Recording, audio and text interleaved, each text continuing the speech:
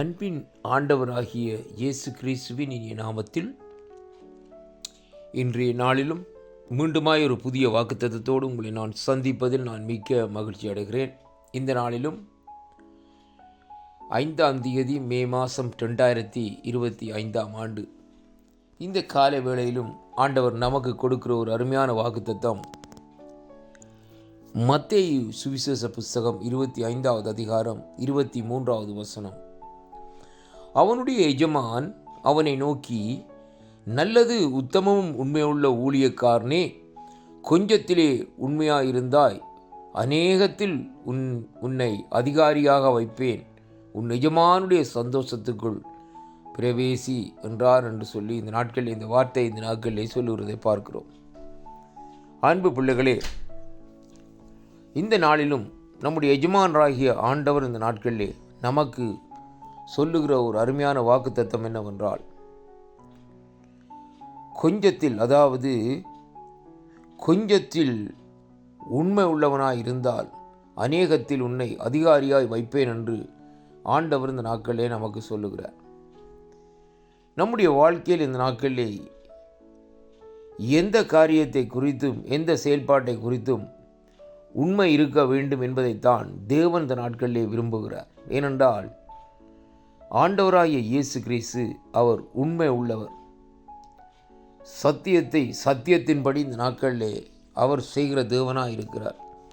அது மட்டுமல்ல, வேதம் நமக்கு தெளிவாக சொல்லுகிற காரியம், உண்மை உள்ள மனுஷன் பரிபூர்ண ஆசீர்வாதம் அடைவான் என்று நீதிமொழிகளில் இந்த நாட்களில் சொல்லப்பட்டிருக்கிறதை பார்க்கிறோம்.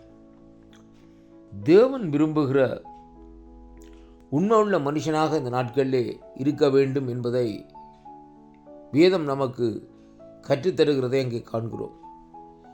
மோசேயை குறித்து ஆண்டவர் சொல்லுகிறார், மோசே என்னுடைய வீட்டில் எங்கும் உண்மை உள்ளவனாய் இந்த நாட்களிலே இருந்தான் என்று சொல்லி.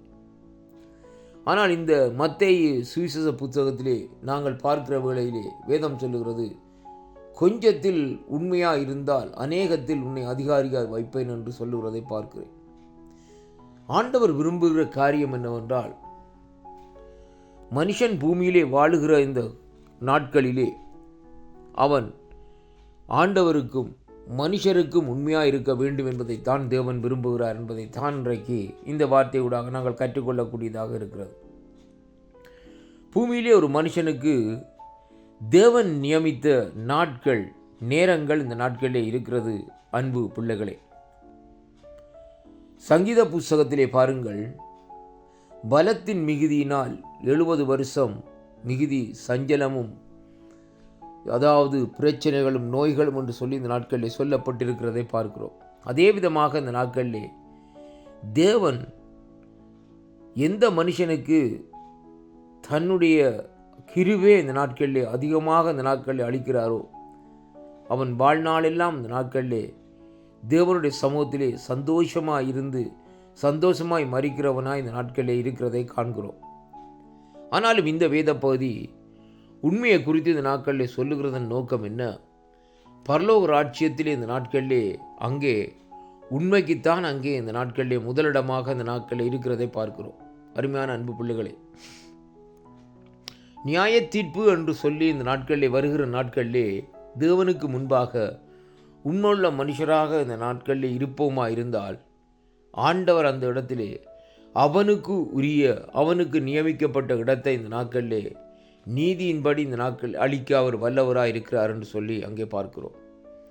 பாருங்கள், வேதம் சொல்லுகிறது, ஆண்டவர் சொன்னார், இந்த நாட்களிலே நித்திய ஜீவனை அவர் நமக்கு அளிப்பதே அங்கே இந்த நாட்களிலே அங்கே சொல்லப்படுகிற ஒரு உண்மையான காரியமாக இருக்கிறது. அருமையான அன்பு பிள்ளைகளே, ஆனாலும் அந்த நித்திய ஜீவனை நாங்கள் பெற்றுக்கொள்ள வேண்டுமா இருந்தால் நித்திய ஜீவனுக்கு உரிய விதமாக நாங்கள் உண்மை உள்ளவர்களாக இந்த பூமியிலே வாழ்ந்தால்தான் தேவனுடைய பார்வையிலே, தேவனுடைய நியாய தீர்ப்பிலே அங்கே தேவன் நமக்கு நியமித்திருக்கிற அந்த நித்திய ஜீவனை அடைந்து கொள்ள முடியும் என்பதைத்தான் வேத வார்த்தை இந்த நாட்களிலே நமக்கு தெளிவாக கற்றுத்தருகிறதை பார்க்கிறோம்.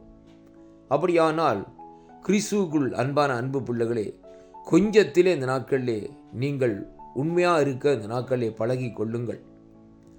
அப்படி நீங்கள் இந்த நாட்களிலே கொஞ்சத்திலே உண்மையாக இருக்க வருகிற வேளையிலேயே ஆண்டவர் இந்த நாட்களிலே உங்களை அநேகத்தின் மேல் இந்த நாட்களில் உங்களை அதிகாரியாக வைக்கிறது மட்டுமல்ல, உங்களுக்கு தேவன் வாக்குத்தத்தம் பண்ணினதை கொடுக்க வல்லவராயிருக்கிறார்.